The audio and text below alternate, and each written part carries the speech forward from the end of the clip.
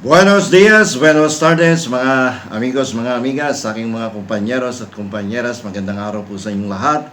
Ako po ang inyong lingkod, si Atty. Rene Bueno. At ang ating pong pag-uusapan ngayon ay isang matinding teleserye sa Senado na daipa ang plot twist ng kahit anong K-drama. So gagawa po ngayon tayo ng isang deep analysis, no? Pero sa versyong maiintindihan ng kahit sinong nag-aabang ng jeep o bus dyan sa may kanto. So, it's all about the constitutional provision on how many votes must be considered kapag nagbotohan na ang mga senador sa impeachment trial court para ma-determine kung acquitted ba yan or convicted. So, ngayon po medyo magulo-gulo ngayon ang usapan dahil ang bilang po sa Senado ngayon ay hindi 24 sapagkat may nakulong, may nagtatago at merong ikukulong at marami pang mukhang kakasuhan, no, sa darating na mga araw. So yung 24 medyo paunti ng paunti ngayon ang nangyayari. So ang sabi nga dapat 16 daw. Marami naninindigan na 16 votes ang kailangan to convict or acquit an unimpeachable official. Pero para po sa akin, wala po kasing nakasulat sa konstitusyon ng numerong 16. Sa buong saligang batas o sa konstitusyon natin, 0. Walang 16. Ang nakasulat po dyan, 2/3 vote. No? Ang nakasulat, 2/3 lang ang botong kailangan. Ang nakasulat doon sa ilalim ng Article 11 Section 3. So ang nakasulat doon, 2/3 votes of all members of the Senate. So maliwanag 'yon. All members of the Senate. So alalahanin natin, no? Balikan natin bakit naging 16 nga ba ang kinakailangang boto. Kasi po sa normal na mundo, 24 ang senador natin. Ang 2/3 ng 24 ay 16. 16. Simpleng math po. Parang paghahati lang ng pizza. Pero ang tanong ng bayan, ano po mangyayari kung yung pizzang binili natin may mga hiwang kinain na ng daga? For example, 4 kayo magkakapatid. Usually, hinahati ang pizza, yung bilog sa 8. 4 kayo, tigalawa. Paano kung tumalikod yung magkakapatid, pumunta sa sala, iniwan sa kusina ang pizza, nahati na, nasa lesihan ng daga, kinuha ng daga yung 2 pirasong slice. Paano hatian ngayon? Will you stick doon sa 2 piraso bawat isa? Nawala na yung 2, kinupit na ng daga. So, isipin nyo po, di ba? So, dito pumapasok yung gulo pag ganyan ang naging sitwasyon. Sa ngayon po kasi, hindi kumpleto ang tropa natin sa Senado. Kulang ang mga attendance sa classroom. So, okay. So, kasi ngayon sa kasalukuyan, 2 yung nakakulong. Di ba? Sino yung nakakulong? Si Senator Jinggoy Estrada. Nandun sa City Jail. Di ba? Hindi yan makaka-attend kasi bawal lumabas. Di ba?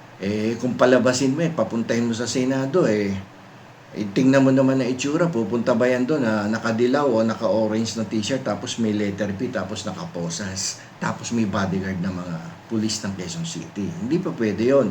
Di ba? Magko-convict, mag-acquit ka, pero ikaw mismo akusado sa isang non-bailable offense. Okay? Tapos yung isa naman, nagtatago. Naka-ninja mode. Missing in action. Parang yung ex mo na ayaw magpakita, no? Ginosting ka. Hindi pwede rin yan, no? At may isa pang baka sa Lunes, sa Martes, o sa darating na mga araw, maaresto na din.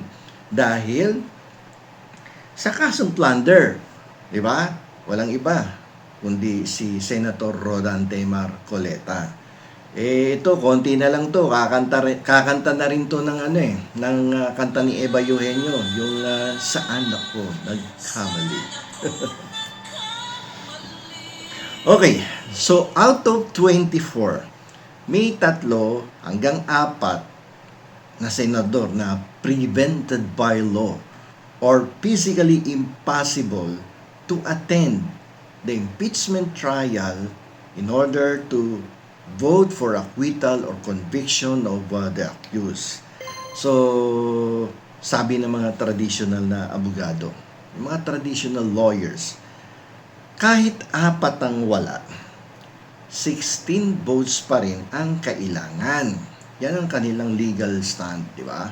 16 votes daw, according to the traditional lawyers. Okay? So, magdusa kayo. Yun ang sabi nila. Ang tawag dyan ay strict textualist, no? Yung mga taong literal masyado. Parang sinabihan mo lang na pakibantayan mo nga anak yung sinaing natin dahil ako'y naglalaba. So, pakibantayan mo tingnan mo yung sinaing. So, yung bata, literal na pinanood ang sinaing. No? Nakita niyang kumukulo, umapaw na yung tubig sa kaldero hanggang masunog. Nagalit ang ina. Bakit mo pinabayaang nasunog? Sabi niyo po, tingnan ko lang po eh. So, gets nyo ba yung ating gusto iparating sa inyo upang maliwanagan nyo to ng gusto? Ngayon, ito po yung para sa akin ay mas matalinong interpretasyon o mas mahusay na interpretasyon na dapat kasi ginagamitan din natin ng sentido komon ang ating pangunawa pagdating sa saligang batas at sa kahit anong batas na umiiral sa ating bansa. Kapag sinabi ng batas na all members, ang ibig sabihin po niyan dapat ay all active members. Yung mga taong may kakayahan at hindi pinagbabawalan ng batas na bumoto. So therefore, hindi kasama doon ang mga multo, hindi kasama doon yung nagtatago sa bundok, o yung mga nandoon sa piitan, sa CTJ na walang kapangyarihang mag-legislate o walang kapangyarihan to attend the impeachment trial because they are prevented by law. And the Senate cannot exercise its coercive power over these senators. Kasi nga, prevented by law. Okay? Attorney, anong resibo mo dyan? May resibo tayo dyan. Meron. Noong 1949, sa kasong Abelino versus Cuenco, sinabi ng ating Korte Suprema na kapag nagbibilangan ng boto sa Senado, ang bibilangin lang po ay yung mga taong kayang pilitin umatin ng Senado. Kung ang senador po ay nakaratay sa ospital o nasa ibang bansa at hindi mo naman pwedeng kaladkarin, hindi sila kasama sa bilang ng all members. Ito po ay aking pinaliwanag noong mga nakaraang linggo or buwan na kung saan ating pong diniscuss ang Abelino versus Cuenco decided by the Supreme Court in 1949 at hanggang ngayon sinusunod ang desisyong ito. At ito po ay may kinalaman sa kasalukuyang issue na 2/3 votes of the Senate, yung 16. Okay? Ganito. Kaya kung 24 ang upuan sa Senado, pero 3 ang bawas dahil may legal na sabit. May pinagsabitan eh. Di ba? May sabit. Yung 3. Ang all active members natin ngayon ay 21 na lang. On the assumption na itong si Marcoleta ay arestado sa Monday or sa Tuesday. Okay? So dito pumapasok yung garter ng brief. Yung ang dapat ang ating batas o ang ating saligang batas ay dapat maging elastic. Parang goma, flexible siya dapat sa sitwasyon. Okay? Ang Constitution po natin, mga amigos, mga amigas, ay isa pong living document. Buhay na dokumento yan. Hindi yan parang lumang bato na nakaukit, na bawal baguhin. Dapat po elastic yan. Elastic. Marunong mag-adjust sa sitwasyon ng panahon para hindi ma-paralyze ang gobyerno, para hindi maging paralisado ang functions ng mga different agencies of the government. Okay? Isipin mo na lang, kung sasaraduhan natin ang utak natin sa Magic 16, ang dali-daling boljakin ng sistema. Ang daling boljakin ng sistema. Okay, ganito yan ha, papaliwanag ko. Paano kung may corrupt na opisyal, no? Tapos, magulang itong opisyal na to, para hindi siya ma-impeach. Hypothetical to ha. Kikidnapin o papa-ambush niya ang mga kakampi niya mismo, no? O yung mga oposisyong senador, no? Ipatumba niya o ipakidnap niya. Ano mangyayari? Di automatic bawas ang pwedeng bumoto laban sa kanya. Pero dahil strict ka doon sa magic 16 votes, hindi na siya matatanggal sa pwesto habang buhay. Ang galing ng modus, di ba? Kabalustugan. Kalokohan ang mangyayari. Okay, so, kaya nga natin tinawag na saligang batas yan para maging sandigan ng hustisya. Hindi po yan para maging proteksyon ng mga tuso. Yung mga tuso, yung mga korap, yung mga magugulang sa ating gobyerno. Hindi po pwedeng gamitin ang saligang batas for their own personal interest kahit katakot-takot na kalokohan na ginagawa niyan sa gobyerno. Kung ang Senado ay nabawasan ng tao dahil sa krimen o pagtatago, ang konstitusyon po natin ay may natural na talino para mag-adjust, no, ng numero para tuloy-tuloy ang gulong ng hustisya sa ating bansa. Dapat elastic, dapat flexible according to the circumstances or situation of the case. Ang daling gumawa ng paraan kung magi-stick ka to 16 sa Magic 16. Di ba? Pakidnap mo para pagbotohan. 24 yun, pakidnap mo yung siyam. O pakidnap mo yung 10. Tapos ang laban. Sa madaling salita, ang batas ay ginawa para sa tao. Hindi tao para sa batas.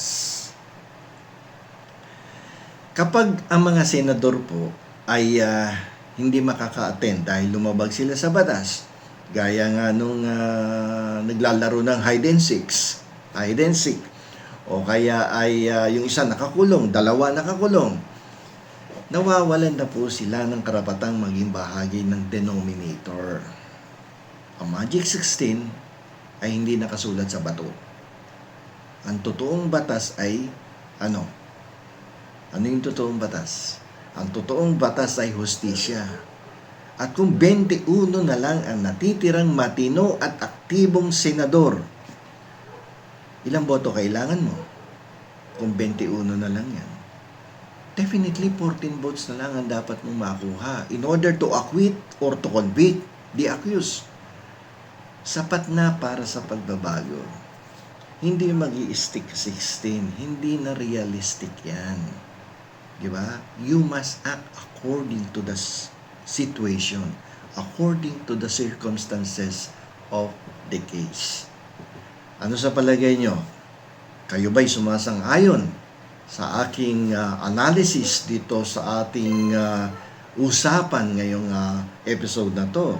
Na kung 21 na lang ang mga senador, kailangan pa bang mag-stick sa 16 o kailangan mag-adjust at maging flexible at gawing elastic ang provisions of the 1987 Constitution.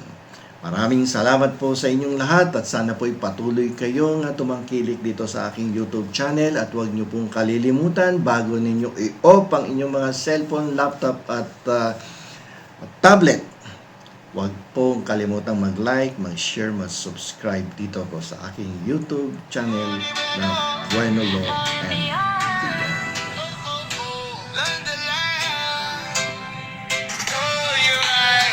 Pagod ka na ba sa na komplikado? Mga termino parang alien sa ulo. Huwag kang mag-alala, andito kami. Tutulungan ka naming maunawaan easily. Legal as sa simpleng Tagalog. Para di ka na magulo.